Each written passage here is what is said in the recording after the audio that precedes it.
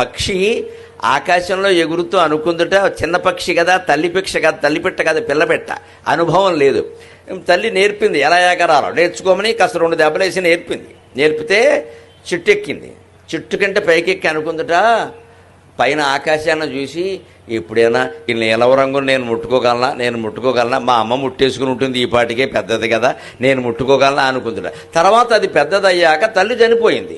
పెద్దదయ్యాక బాగా ఎత్తుకెళ్ళాక చూస్తే ఆ నీలవ రంగు కింద ఉంది, దానికంటే కింద ఉంది. అయ్యి బాబాయ్, నేను ఎప్పుడో దాటేశాను నీలవ రంగును అనుకుంటాడు. అది ఆకాశం దాటి వెళ్ళిపోయిందండి.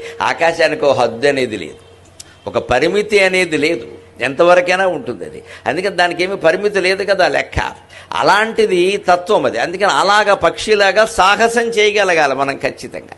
విద్యా వ్యవస్థలో పిల్లలకి అటువంటి సాహసాలే నేర్పాలి.